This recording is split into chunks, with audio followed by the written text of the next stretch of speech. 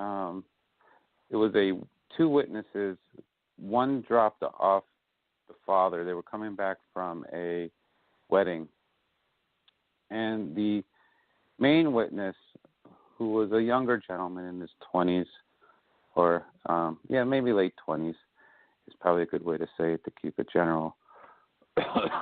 He was driving in a part of town in Manchester that was very rural, very empty at night. It's very rural, but it's very empty. During the day, there gets a lot of road traffic because it's by a major highway, but in the evening, it's basically empty once the commuters have for the day.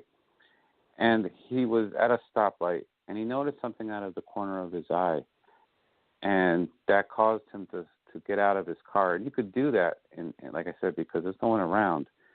And as he looks up, he sees this triangle craft coming towards him very, very, very slowly. And he's watching this craft go. There's no noise. It's completely black. It's a traditional kind of triangle, with the equal sides. It had the white light on each corner with the red light in the center underneath it. So it was the kind of craft that everyone you get when you describe these crafts. It had no windows for a cockpit, so it looked like there was no way that someone could fly it visually. Maybe they were using some kind of, closed circuit television, but there was no external windows that he could see on the craft. It was, like I said, it was very low. He estimates it maybe around 1,000 feet above his head, and it goes from north to south. And as it's going overhead, it passes right over him. And as it's going overhead, he can get a closer look at the base of the undercarriage of the craft. And he doesn't see any rivets in it. It's not like if you look at one of our aircraft where you see the rivets and the joints on an aircraft. There's nothing. It was completely smooth. And as the craft passes overhead, he still doesn't hear any noise from it. And he slowly watches it as it goes away, and then just disappears over the horizon and keeps going. And excuse me. What was interesting about that sighting is, Connecticut has very crowded airspace. If you were to go on like a website like Flight Radar 24 or any of those flight tracking radar sites, you would see aircraft all over the place.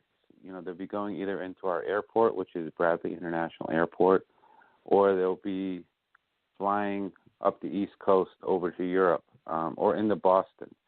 So we have a lot of aircraft. The night of that sighting, there was no aircraft, and we pulled the aircraft logs for that particular night to see if we could identify if it was an aircraft. And for about a half, there was nothing in the skies in that area. It was like there was just nothing, and that is very, very odd for Connecticut. And we tried to contact the appropriate authorities, and they just kind of gave us the runaround. Now there's some websites online that you can listen to air traffic radio. And what that is, it's a website called ATC Live. It's collected by hams because air traffic is on the open air frequencies. You can listen to that, and they record it, and then you can post it online. And we pull the air traffic audio for the surrounding area, and there was nothing. It was completely quiet for that whole time, which again is odd because air traffic should be directing the aircraft inbound or outbound or transiting our airspace. So to have nothing going on that night was very weird, and we couldn't. And when we tried to make official inquiries, we got nowhere. We got stonewalled. So it was unique. And that was interesting also because, Connecticut kind of falls into the Hudson Valley sightings in the 80s into the early 90s, where there was a lot of triangle craft being reported along the Hudson Valley, New York area and along the Connecticut border with New York. But actually we had sightings from there going all the way to like Hartford and East Hartford and West Hartford, so more towards the center of the state. And I've documented a few of those over the years of people saying that. So Connecticut has a lot of triangle sightings during the Hudson Valley UFO period. They're our most popular sighting now. We're still getting reports of triangle sightings almost every month. And then we have this really good case. Now, this witness was a retired Marine Corps sniper.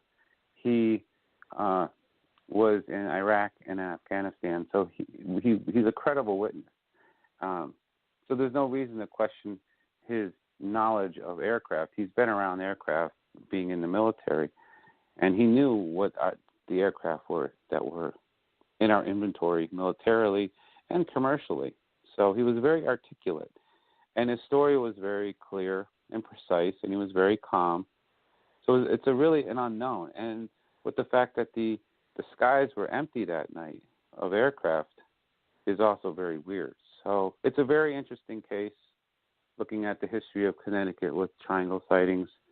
The witness was very good. So, it's something that, we think it's probably a very credible sighting. TJ, questions? Now, how long have you been doing that? Because I had sightings in Rochester, New York with my children of a white light and two red lights shot out the top of it, and one went towards the lakes and one went south. But that was in 1983, and I've been interviewed by MUFON that flew over to Hawaii while I was in the military Navy there to talk at an event for them, and I haven't really talked about it since, except on radio. So how long, this was 83, were you, you look very young, but how long have you been in that area? And you're probably 30 years younger than me. I'm 67, Mike. Are you in your 30s? No, I'm 39. So I've been involved with MUFON since I think 2012 or 2013 I joined. And I've been looking at UFOs and studying them since I was like 19 years old. And then I really picked up, like I said, after college. So in my mid-20s, so 18 or 19 is when I really got into it and started to look at it. And then I went, down the rabbit hole in my about 22 or so. So no, I didn't research that. We did have a member who was involved with the Hudson Valley UFO sightings during that period of time. He's no longer with the chapter, but he does recall a lot of sightings similar to what you had. And orbs coming out of triangles is also very common. I worked a case in Branford, Connecticut, a couple months ago. It's relatively new. It was by a Branford police officer who recorded a video of orbs in formation, and they were moving towards the New York border. Now, we didn't get any sighting reports along the New York border. However, that same night, the National UFO Reporting Center had a triangle craft sighting in Danbury, Connecticut. So it's possible that the orbs were going towards that triangle craft, but that's an assumption on my part. However, well, do you call the black triangle a TR3B, or do we use the terminologies for our man-made? Because I know in ufology, at least back in the 80s, we would use terms, but I've been in the ufology business since 1967 when I was recruited in by our government, but it wasn't a known organization. We had to shy away from MUFON at the time from Wisconsin coming down into Texas, so there's a long history of people before, right, APRO, and Dr. Bruce Maccabee, Ph.D., I'm sure. Dr. Maccabee's got a late book. But we've been around for a long time. We just haven't been out there doing all this internet and radio and all that. And so it's nice to see people your age coming in and taking on such a responsibility as a state director. So we all appreciate that, because Janet and I pay dues here and there as researchers, but $5 a month here or there. But we don't pay our big 60 or 80 anymore like that. I got my last investigator manual back in with the Captain McDonald, when it was down there around Ohio and Kentucky, right on the line there. I believe that was before Jan Harzan. But you were around then. You remember when the Captain had it? Captain McDonald had. The Captain is the one that promoted me to yeah, Space Section I worked Director with him. He was supposed. Yeah, he was so sweet to me. Very honest guy, a pilot, a lot of fun. And he and I discussed, because I was a law enforcement criminal justice investigator and worked for the government and Navy. So he was having me go through, I bought the little manual, $75, but it was being reorganized, and Kathy Martin was working on it for contactees back in the day. So that would have been 2007-8. What year did you get promoted? It was the last year that the captain was in charge. I think I wasn't in for very long. I think it was, God, I can't even remember now. I think Probably it was 2008, because James Carrion was let go. You remember James Carrion, and Captain took over. Well, I came in when the captain was the state director. When he was the national director, and he was just there temporarily because no sooner did I get promoted that Jan Harzan took over. And that was 2015, wasn't it? Well, let's see. How long has Jan been in there? Do you know? Gosh, I don't know. I'm we're terrible talking with history dates. now, folks. Yeah, me too. So, but we'll look. Jan, he may have taken over before 2015, but I know he's going to come on the show and give us all his history. He stepped in last week for 30 minutes, or week before last. But Janet can look that up for us and give us a history. But can you talk a little bit about MUFON, what you do know about it? Or Janet can, since you and the other girl coming on are representing MUFON for us. But what got you into MUFON? Let's do it that way. What got you into MUFON? Did you research them? Well, what got me into MUFON was, like I mentioned earlier, I used to watch a lot of shows on the Learning Channel. And on those documentaries, especially when I started watching the ones on UFOs, they always would have a MUFON member or someone in ufology, but they'd mention MUFON.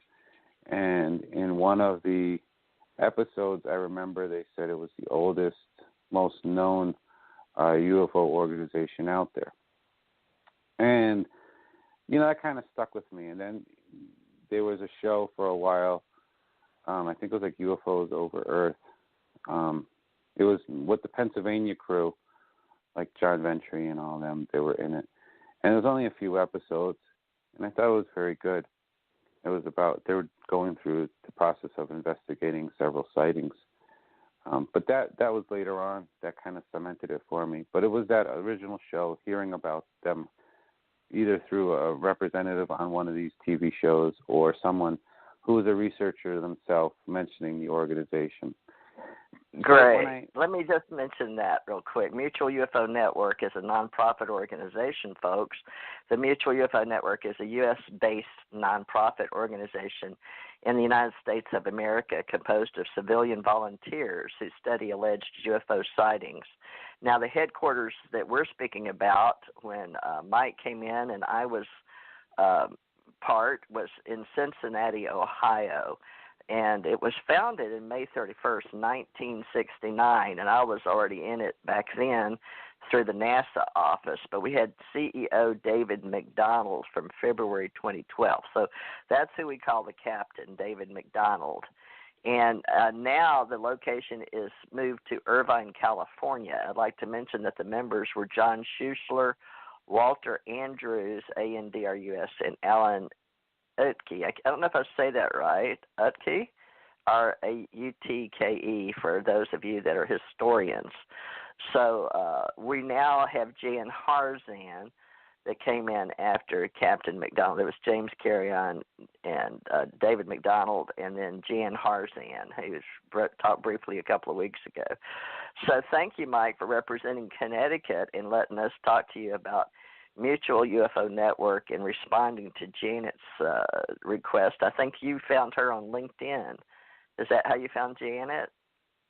Carol Lessin? I think she contacted me through LinkedIn, yeah. Yeah, I contacted a bunch of people. I put in MUFON and came up with a bunch of people because we were talking to Jan Harzan at the time. I said, well, I wonder who else may want to come on and talk about it.